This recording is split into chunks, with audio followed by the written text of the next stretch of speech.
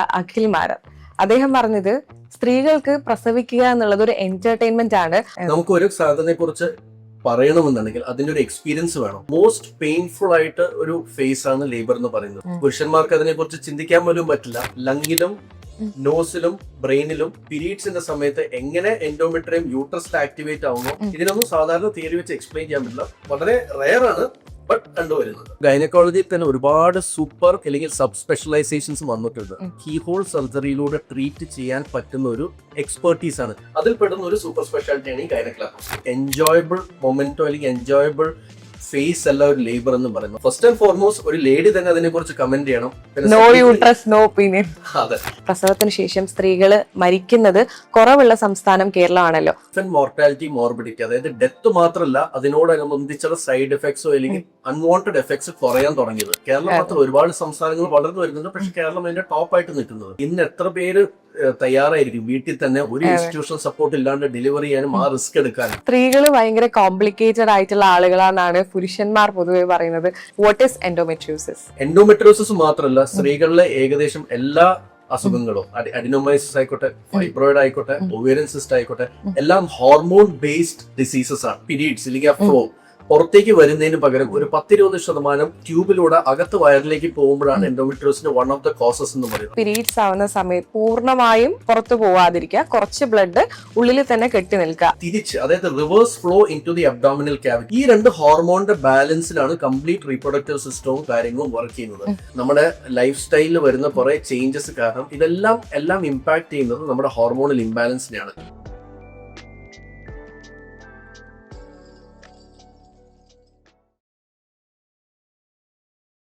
നമസ്കാരം, ഡോക്ടർ സ്പീക്കിങ്ങിന്റെ പുതിയൊരു എപ്പിസോഡിലേക്ക് എല്ലാവർക്കും സ്വാഗതം. ഞാൻ സൂര്യ സുജി. സ്ത്രീ ശരീരത്തെ മനസ്സിലാക്കാൻ സ്ത്രീകൾ പോലും ഇപ്പോഴാണ് പൂർണ്ണമായും പഠിച്ചത് എന്നടക്കം നമ്മൾ കേട്ടിട്ടുണ്ട്. പീരീഡ്സ് ആയാലുള്ള മൂഡ് സ്വിങ്സ് എങ്ങനെ ഹാൻഡിൽ ചെയ്യണമെന്ന് അറിയാത്ത ടീനേജേഴ്സ് ഉള്ള നാടാണ് നമ്മുടേത്. PCOD, PCOS, എൻഡോമെട്രിയോസിസ് തുടങ്ങിയ ഒരുപാട് കാര്യങ്ങൾ നമ്മളോട് സംസാരിക്കാൻ ഇന്ന് കൂടിയുള്ളത് ഗൈനക് ലാപ്രോസ്കോപ്പിക് സർജനായ ഡോക്ടർ അക്ഷയ് വി പ്രഭു ആണ്. Welcome doctor. പണ്ട് കാലത്ത് നമ്മൾ ഗൈനക്കോളജിസ്റ്റ് എന്ന് മാത്രമേ കേട്ടിട്ടുള്ളൂ.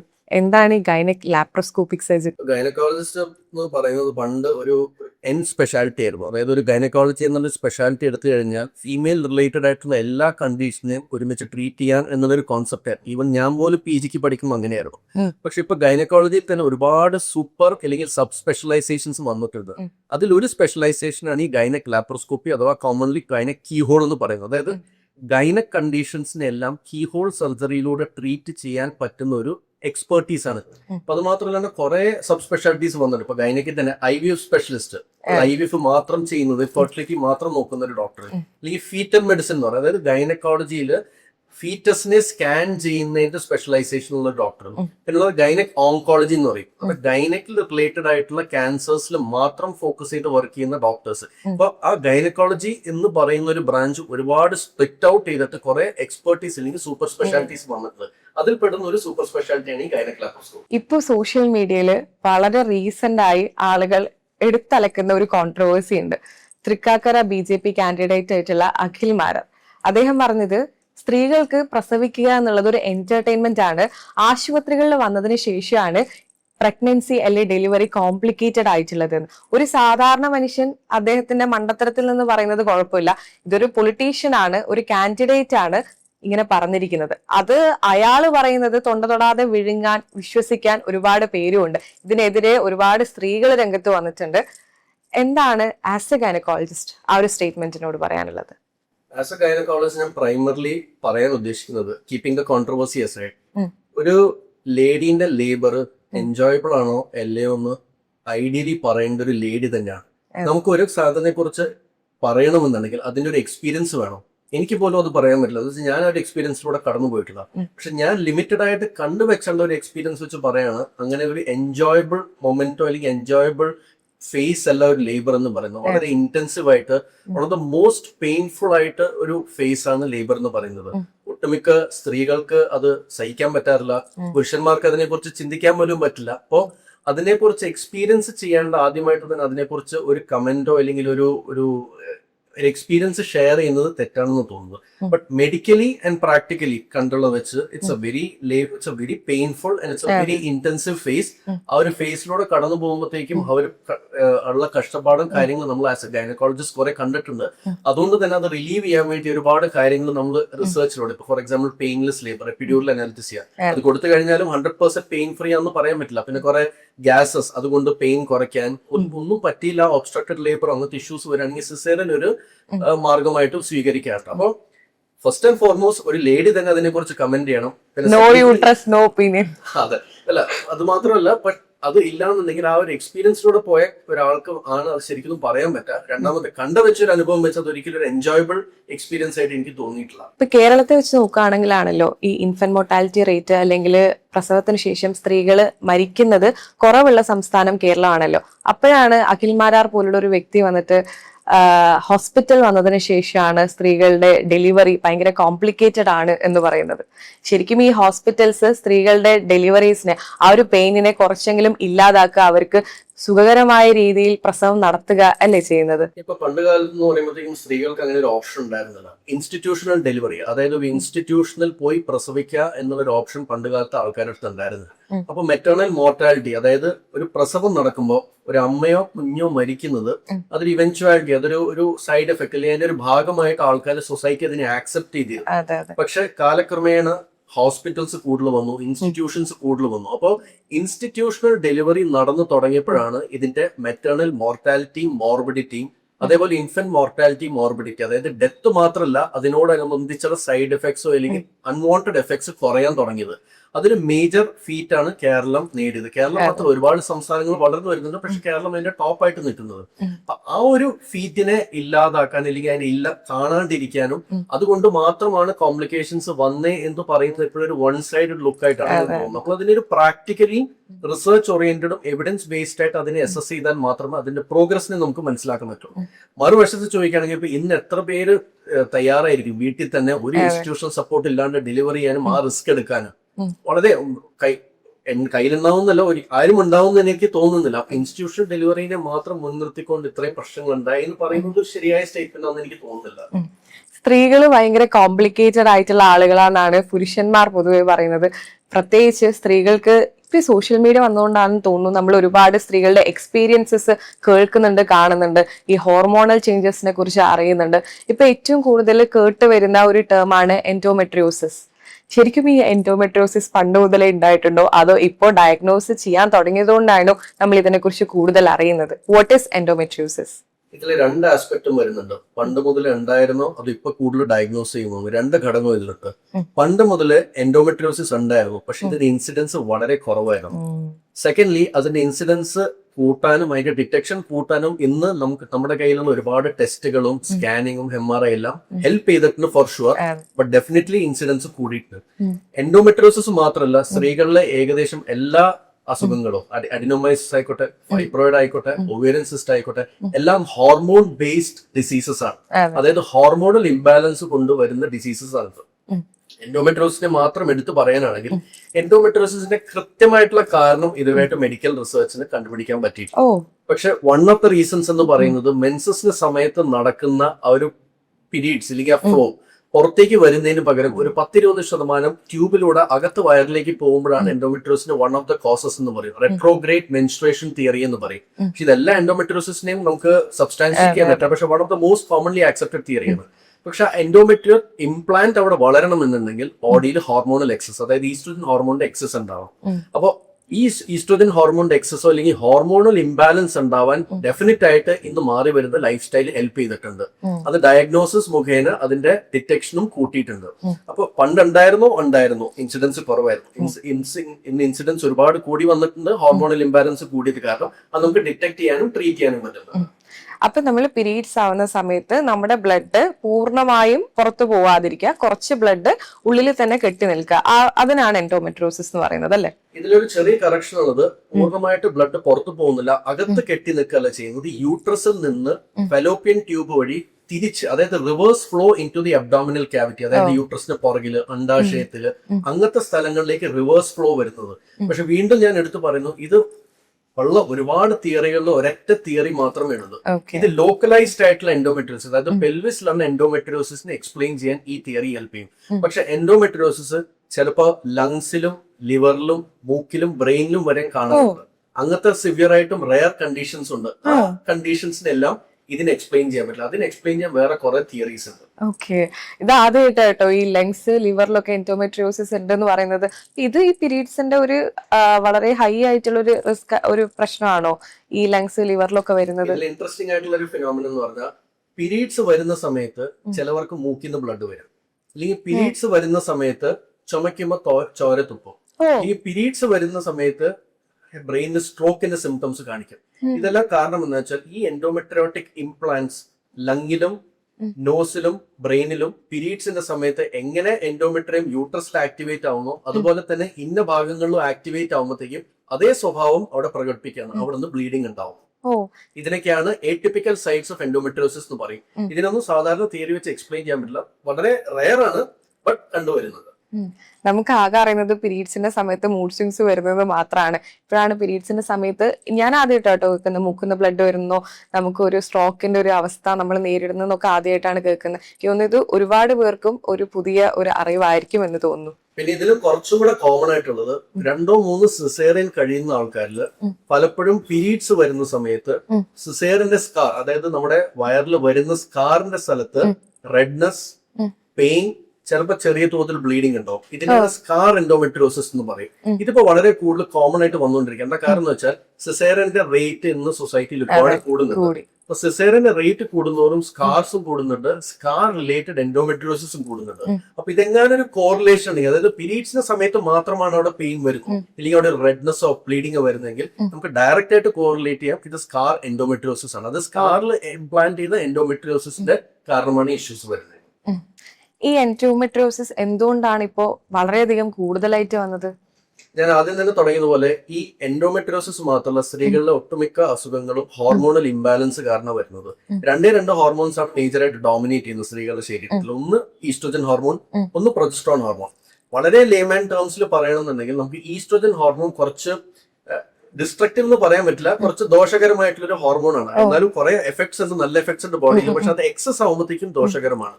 ബട്ട് പ്രൊജസ്ട്രോൺ ഹോർമോൺ കുറച്ചും കൂടെ സേഫും കുറച്ചും കൂടെ പ്രൊട്ടക്റ്റീവ് ആയിട്ടുള്ള ഹോർമോണാണ്. ഈ രണ്ട് ഹോർമോണിന്റെ ബാലൻസിലാണ് കംപ്ലീറ്റ് റീപ്രൊഡക്റ്റീവ് സിസ്റ്റവും കാര്യങ്ങളും വർക്ക് ചെയ്യുന്നത്. അപ്പോൾ യൂഷ്വലി ഇപ്പൊ എൻഡോമെട്രിയോസിസ് ആണെങ്കിലും അഡിനോമൈസിസ്, ഫൈബ്രോയിഡ്, ഇതെല്ലാം ഈസ്ട്രോജൻ എക്സസ് കുറച്ചും കൂടെ ബോഡിയിൽ ഉണ്ടാവും. ഇന്നത്തെ ലൈഫ് സ്റ്റൈലിൽ കുറെ ഘടകങ്ങൾ നമ്മളിപ്പോ ഫോർ എക്സാമ്പിൾ കഴിക്കുന്ന ഫുഡ് ഒരുപാട് കാര്യങ്ങളെല്ലാം പ്ലാസ്റ്റിക്കിൽ വരുന്നതാണ്. ഈ പ്ലാസ്റ്റിക്കിനെല്ലാം എൻഡോക്രൈൻ ഡിസ്റപ്റ്റിംഗ് കെമിക്കൽസ് സെക്രീറ്റ് ചെയ്യാനുള്ള അതിന്റെ കപ്പാസിറ്റി ഉണ്ട്. അത് എല്ലാം ഈസ്ട്രോജനെ മിമിക് ചെയ്യും. ഈസ്ട്രോജനെ മിമിക് ചെയ്യുമ്പോൾ ക്രോണിക് ഈസ്ട്രോജൻ എക്സസ് ആവും ബോഡിയിൽ. രണ്ടാമത് നമ്മൾ യൂസ് ചെയ്യുന്ന കോസ്മെറ്റിക്സ്, സ്പ്രേസ്, ലിപ്സ്റ്റിക്, ഇതിലെല്ലാത്തിലും ഈസ്ട്രോജന്റെ മിമിക് ചെയ്യാനുള്ള തരമുള്ള കെമിക്കൽസ് ഉണ്ട്. ഇതിനാണ് EDCs എന്ന് പറയും, എൻഡോക്രൈൻ ഡിസ്റപ്റ്റിംഗ് കെമിക്കൽസ്. 3 നമ്മുടെ ലൈഫ് സ്റ്റൈലിൽ വരുന്ന കുറെ ചേഞ്ചസ് കാരണം എല്ലാം ഇമ്പാക്ട് ചെയ്യുന്നത് നമ്മുടെ ഹോർമോണൽ ഇംബാലൻസിനെയാണ്. ഈ ഹോർമോണൽ ഇംബാലൻസ് ആണ് നമ്മുടെ ശരീരത്തിൽ ബാക്കി അസുഖങ്ങൾ ക്രിയേറ്റ് ചെയ്യും, അതിനെ കോൺട്രിബ്യൂട്ട് ചെയ്യുകയും ചെയ്യുന്നത്.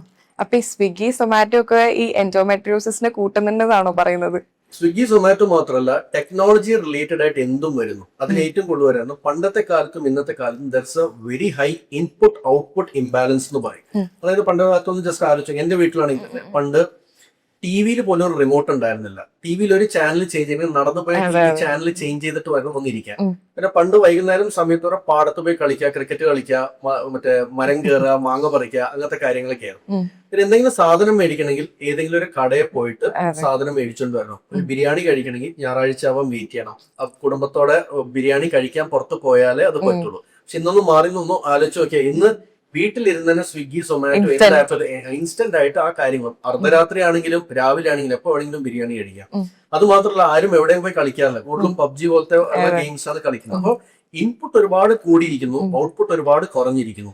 ഇത് കാരണം നമ്മുടെ ബോഡിയിലെ ഫാറ്റ് റേഷ്യോ ഒരുപാട് കൂടുമ്പോഴത്തേക്കും അത്രയും തന്നെ ഹോർമോണൽ ഇംബാലൻസ് ക്രിയേറ്റ് ചെയ്യും. ഹോർമോണൽ ഇംബാലൻസ് കാരണമാണ് ബാക്കി റിസൾട്ടന്റ് ആയിട്ടുള്ള അസുഖങ്ങളും കാര്യങ്ങളും വന്നേക്കുന്നത്. എൻഡോമെട്രിയോസിസ് പോലെ ഏറ്റവും കൂടുതൽ സ്ത്രീകൾ ഇപ്പൊ പറയുന്ന ഒരു കാര്യമാണ് PCOD, PCOS. കുറച്ചു കാലം മുമ്പ് വരെ PCOD എന്നാണ് നമ്മൾ കേട്ടുകൊണ്ടിരുന്നത്. ഇപ്പൊ ആളുകൾ PCOS എന്നാണ് പറയുന്നത്. PCOD മാറി PCOS ആയതാണോ, അതോ PCOD, PCOS രണ്ടും വ്യത്യസ്തമായിട്ടുള്ള കാര്യങ്ങളാണോ? രണ്ടും കണ്ടീഷൻ ഒന്ന് തന്നെയാണ്. നേരത്തെ ഇതിനെ PCOD എന്ന് പറയാനുള്ള കാരണം പോളിസിസ്റ്റിക് ഒവേറിയൻ ഡിസീസ് എന്നാണ് ഇതിനെ പറഞ്ഞുകൊണ്ടിരുന്നത്. പക്ഷെ ഒരു ഡിസീസ് എന്ന് പറയണമെന്നുണ്ടെങ്കിൽ നമുക്കൊരു സെറ്റ് സിംറ്റംസ് അല്ലെങ്കിൽ സെറ്റ് ഓഫ് കാര്യങ്ങൾ ഉണ്ടാവണം. അത് ഫോർ എക്സാമ്പിൾ ഇപ്പോൾ ഹൈപ്പർ ടെൻഷനെ വേണമെങ്കിൽ ഒരു ഡിസീസ് എന്ന് പറയും, ഡയബറ്റീസിന് ഒരു ഡിസീസ് എന്ന് പറയും. അതായത് ഇന്ന കാര്യങ്ങളുണ്ടാവും, ഇന്ന പ്രശ്നങ്ങളാണ് ഇന്ന രീതിയിൽ പരിഹരിക്കാം. പക്ഷെ ഇതിനപ്പോ റീനെയിം ചെയ്യാനുള്ള കാരണം എന്ന് പറഞ്ഞാൽ പോളിസിസ്റ്റിക് ഒവേറിയൻ സിൻഡ്രോം ആക്കി. സിൻഡ്രോം എന്ന് പറയുമ്പോൾ ഒരു ക്ലസ്റ്റർ ഓഫ് സൈൻസ് ആൻഡ് സിംറ്റംസിനെയാണ് ഈ സിൻഡ്രോം എന്ന് പറയുന്നത്. അതായത് ആ കാര്യത്തിൽ പറയുന്ന എല്ലാ കാര്യങ്ങളും ഉണ്ടാവുന്നില്ല, ചില കാര്യങ്ങൾ ഉണ്ടാവാം. ചില കാര്യങ്ങൾ ഉണ്ടാവുന്നതിന്റെ ബേസിസിലാണ് നമ്മളൊരു നിഗമനത്തിലേക്ക് എത്തുന്നത്. ഈവൻ ഇപ്പൊ നമ്മൾ PCOS ഡയഗ്നോസ് ചെയ്യാൻ വേണ്ടി നമ്മൾ ഏറ്റവും കോമൺ ആയിട്ട് ഉപയോഗിക്കുന്ന റോട്ടർഡാം ക്രൈറ്റീരിയ ഉണ്ട്. അതായത് ഇന്ന ക്രൈറ്റീരിയയിൽ ഇന്ന കാര്യങ്ങൾ 2 out of 3 പോസിറ്റീവ് ആണെന്നുണ്ടെങ്കിൽ ദിസ് പോയിന്റ്സ് ടുവേർഡ്സ് PCOS എന്ന് പറയാം. അതായത് എല്ലാവർക്കും അതേ പ്രസന്റേഷൻ ആവണമെന്നില്ല. ചിലപ്പോൾ ചിലവർക്ക് ഈ 2 ആയിരിക്കും, ചിലപ്പോൾ ഈ 2 ആയിരിക്കും, അല്ലെങ്കിൽ വേറെ 2 ആയിരിക്കും, ചിലപ്പോൾ ചിലവർക്ക് 3 ഉണ്ടാവും. ഒരു ക്ലസ്റ്റർ ഓഫ് സിംറ്റംസ് ആൻഡ് സൈൻസിനെയാണ് നമ്മൾ ഈ സിൻഡ്രോം എന്ന് പറയുന്നത്. അപ്പൊ നോമൻക്ലേച്ചർ മാറ്റിയെന്നുള്ളൂ, ഉള്ളടക്കം എല്ലാം സെയിം തന്നെയാണ്. എന്റെ കാര്യത്തിൽ വരികയാണെങ്കിൽ ഞാനിപ്പോ റീസെന്റ് ആണ് ഡയഗ്നോസ് ചെയ്തത്. അപ്പൊ എന്റെ കുറച്ച് ഡോക്ടേഴ്സ് ആയിട്ടുള്ള ഫ്രണ്ട്സ് എന്റെ അടുത്ത് പറഞ്ഞു, സൂര്യ ഒന്ന് അൾട്രാസൗണ്ട് എടുക്കണം, PCOS ഉണ്ടോ എന്നുള്ളൊരു ചാൻസ് ഉണ്ട്. ഞാൻ പറഞ്ഞു എനിക്കങ്ങനെ ഉണ്ടാവാൻ സാധ്യതയൊന്നുമില്ല, കാരണം എനിക്ക് പീരീഡ്സ് നോർമലാണ്. എനിക്ക് എല്ലാ മാസവും പീരീഡ്സ്, ഇപ്പൊ ഡേറ്റിന്റെ ഒരു ഇഷ്യൂ ഉണ്ടെങ്കിൽ പോലും, ഡേറ്റ് അങ്ങോട്ടും ഇങ്ങോട്ടും ചേഞ്ചസ് ആവുന്നുണ്ടെങ്കിൽ പോലും എനിക്ക് പീരീഡ്സ് നോർമലാണ്. എനിക്ക് 4 to 5 days എനിക്ക് ബ്ലീഡിങ് ആവുന്നുണ്ട്. പിന്നെ എങ്ങനെയാണ് എനിക്ക് PCOS ഒന്നും വരാൻ സാധ്യതയില്ല. അപ്പൊ എന്റെ അടുത്ത് പറഞ്ഞു ഇല്ല, PCOS ഉണ്ടാവാനുള്ള ഒരു സാധ്യത ഉണ്ടെന്ന് പറഞ്ഞിട്ട് ഞാൻ ചെക്ക് ചെയ്തപ്പോൾ അതിൽ കണ്ടത് ഇവോൾവിംഗ് PCOS എന്നാണ് കണ്ടത്. പിന്നെ ഞാൻ ഡയബറ്റിക്സ് ചെക്ക് ചെയ്തപ്പോഴാണെങ്കിൽ എനിക്ക് ഇൻസുലിൻ റെസിസ്റ്റൻസും വന്നു. ഈ PCOSും ഈ ഡയബറ്റിക്സും തമ്മിൽ എന്തെങ്കിലും ബന്ധമുണ്ടോ? PCOS എന്ന് പറയുമ്പോഴത്തേക്കും സാധാരണ അതിൽ 2 മെയിൻ ഇഷ്യൂസ് ആണ് ബോഡിയിൽ വരുന്നത്. ഒന്നാണ് ഇൻസുലിൻ റെസിസ്റ്റൻസ്, രണ്ടാണ് ആൻഡ്രോജൻ എക്സസ്. ഈ ഇൻസുലിൻ റെസിസ്റ്റൻസും ആൻഡ്രോജൻ എക്സസും റിലേറ്റഡ് ആണ്. ഒരെണ്ണം മറ്റേതിനെ കൂട്ടും. ഇതൊരു വിഷ്യസ് സൈക്കിൾ ഇങ്ങനെ പൊക്കോണ്ടിരിക്കും. അപ്പൊ ഇൻസുലിൻ റെസിസ്റ്റൻസ് ഉള്ളത് കൊണ്ടാണ് ഈ PCOSല് ഷുഗർ വേരിയേഷൻസ് വരാനുള്ള കാരണവും അതിന് മെറ്റ്ഫോമിൻ പോലത്തുള്ള ഗുളികൾ കുടിക്കുന്നത്. അതിന്റെ മൂലം അതിന്റെ ഒരു കോർ ഇഷ്യൂ എന്ന് പറഞ്ഞ ഇൻസുലിൻ റെസിസ്റ്റൻസ് ആണ്. അപ്പൊ ഡയബറ്റിക്സിലും core issue, one of the core issues എന്ന് പറയുന്നത് ഇൻസുലിൻ റെസിസ്റ്റൻസ് ആണ്. PCOSലും one of the core issues insulin resistance ആണ്. അതുകൊണ്ടാണ് ഇതിന്റെ രണ്ടും റിലേറ്റഡ് ആയിട്ട് പറയുന്നതും ഡയബറ്റിക് പാരാമീറ്റേഴ്സ് വേരി ചെയ്യുന്നതും.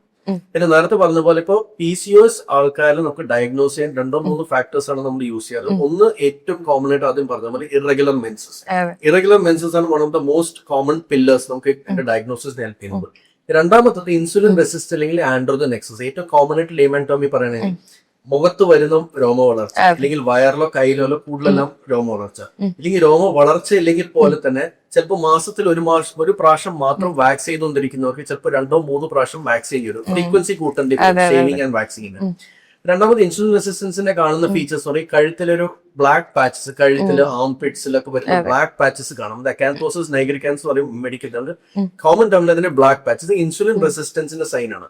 മൂന്നാമത്തെ യൂസ് ചെയ്യുന്നത് അൾട്രാസൗണ്ട് സ്കാൻ. അൾട്രാസൗണ്ട് സ്കാനിൽ ഓവറിയിൽ പോളിസിസ്റ്റിക് അപ്പിയറൻസ് ഉണ്ടോ ഇല്ലെന്ന്. ഈ 3 ഫാക്ടേഴ്സിൽ ഏതെങ്കിലും 2 ഫാക്ടർ പോസിറ്റീവ് ആയാൽ മതി ഒരാൾ PCOS ആണെന്ന് പറയാൻ വേണ്ടിയിട്ട്. PCOS ശരിക്കും സ്റ്റാർട്ട് ചെയ്യുന്നത് നമ്മൾ ടീനേജ് ഇയേഴ്സിലാണെന്ന് കേട്ടിട്ടുണ്ട്, അത് ശരിയാണോ?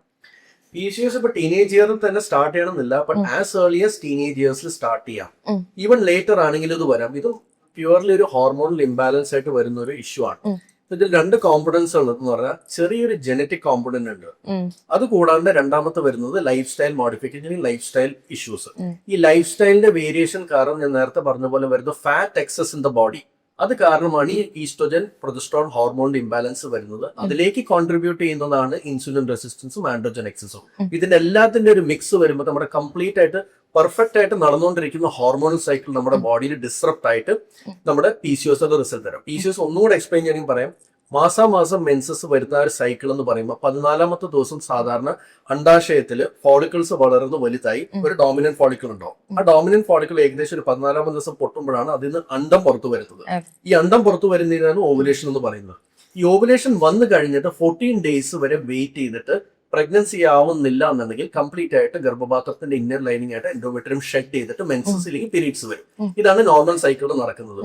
ബട്ട് ഹോർമോണൽ ഇംബാലൻസ് കാരണം എന്ത് പറ്റുന്ന വെച്ചാൽ എല്ലാ മാസം ഫോളിക്കിൾ വളർന്ന് വലുതായിട്ട് ഡോമിനന്റ് ഫോളിക്കിൾ ആവില്ല, പക്ഷെ വലിയ ഫോളിക്കിളായി നിൽക്കും. ഈ ഫോളിക്കിൾ പൊട്ടുമില്ല, അണ്ടം പുറത്തു വരുമില്ല. അപ്പൊ ഓവുലേഷൻ എന്നുള്ളൊരു പ്രക്രിയ അവിടെ നടക്കുന്നില്ല. ഓവുലേഷൻ നടക്കാത്തതുകൊണ്ട് തന്നെ 14ാമത്തെ ദിവസം മെൻസസോ പീരീഡ്സോ ആവുന്നില്ല. പീരീഡ്സ് ഡിലേ ആവും, പീരീഡ്സ് ഇറഗുലർ ആവും. അപ്പൊ എല്ലാ മാസം എന്ത് പറ്റുന്ന വെച്ചാൽ നമ്മൾ സ്കാൻ ചെയ്ത് നോക്കുമ്പോൾ ഓവറിയിൽ വലിയ വലിയ ഫോളിക്കിൾ ഇങ്ങനെ ചതഞ്ഞു കൂടി നിൽക്കും. ഓരോ ഫോളിക്കിൾ ഓരോ സിസ്റ്റ് പോലെ തോന്നും. പല സിസ്റ്റ് ഉണ്ട്, അതിനാണ് ഇംഗ്ലീഷിൽ പോളിസിസ്റ്റ് എന്ന് പറയുന്നത്. പോളിസിസ്റ്റിക് ഒവേറിയൻ സിൻഡ്രോം, അങ്ങനെയാണ് അതിന്റെ പേര് വന്നത്. അതാണ് ഫിസിയോളജിക്കലി നടക്കുന്നത് ബോഡിയിൽ. ചില സ്ത്രീകൾക്ക് പീരീഡ്സ് ആവുന്നുണ്ട്, അതായത് ആർത്തവ സമയത്ത് ബ്ലഡ് പോകുന്നുണ്ട്, പക്ഷെ അവർക്ക് ഭയങ്കരമായിട്ടുള്ള വേദന സംഭവിക്കുന്നുണ്ട്. അതെന്തുകൊണ്ടാ? നമ്മൾ ഇതിനെ മെഡിക്കലി പറയുന്നത് ഡിസ്മെനോറിയ എന്നാണ് പറയുന്നത്. അപ്പൊ ഡിസ്മെനോറിയ എന്ന് പറയുന്നത് 2 തരത്തിലുള്ള ഡിസ്മെനോറിയാണ്. ഒന്ന് പ്രൈമറി ഡിസ്മെനോറിയ, 2 സെക്കൻഡറി ഡിസ്മെനോറിയ. ഈ പ്രൈമറി ഡിസ്മെനോറിയ എന്ന് പറയുന്നത് സാധാരണ ആൾക്കാരിൽ ഇപ്പൊ ആദ്യത്തെ പീരീഡ്സ് മേ ബി 13 or 14 ഇയേഴ്സിൽ പീരീഡ്സ് സ്റ്റാർട്ട് ചെയ്യുമ്പോൾ തന്നെ അവർക്ക് സിവിയർ പെയിൻ ആയിരിക്കും. ആ പെയിൻ ചിലപ്പോൾ കാലക്രമേണ കുറച്ച് വരുമെങ്കിലും ചിലപ്പോൾ പ്രഗ്നൻസി ഒക്കെ കഴിഞ്ഞ് ഡെലിവറി ഒക്കെ കഴിയുമ്പോൾ കംപ്ലീറ്റ് ആയിട്ട് മാറുകയും ചെയ്യും. ഇതിലെന്താ റീസൺ സംഭവിക്കുന്നത് വെച്ചാൽ ഈ യൂട്രസിന്റെ വായായിട്ടുള്ള സെർവിക്സിന്റെ അവിടെ സപ്ലൈ ചെയ്യുന്ന നെർവ് എൻഡിങ്സിന്റെ ഹൈപ്പർ സെൻസിറ്റിവിറ്റി വരാം. ഈ hyper sensitivity destroy, nerve endings destroy ആവും. ഡെലിവറിയുടെ സമയത്ത് കുട്ടി അതിലൂടെ പാസ് ചെയ്യുമ്പോൾ കംപ്ലീറ്റ് സ്ട്രെച്ച് ആയിട്ട് ഡിസ്ട്രോയ് ആവുമ്പോഴത്തേക്കും ആ നെർവ് എൻഡിങ്സ് ഡിസ്ട്രോയ് ആവുമ്പോഴത്തേക്കും ആ പെയിൻ അതോടെ സബ്സൈഡ് ചെയ്യും. ഇതിന്റെ പ്രൈമറി ഡിസ്മെനോറിയ. ഇതിന് എത്രത്തോളം അസസ്മെന്റ് ചെയ്താലും സ്കാനോ MRI എന്ത് ചെയ്താലും ചിലപ്പോൾ ഒന്നും കാണില്ല, ഒരു ഫീച്ചേഴ്സും ഉണ്ടാവില്ല. നമുക്ക് ആകെ പെയിൻ കില്ലേഴ്സ് എടുക്കുക, ഇല്ലെങ്കിൽ അതിനോട് അഡ്ജസ്റ്റ് ചെയ്ത് പോവാം മറ്റു മാർഗങ്ങളിലൂടെ എന്നുള്ള ഒരു കാര്യം ചെയ്യാൻ പറ്റും.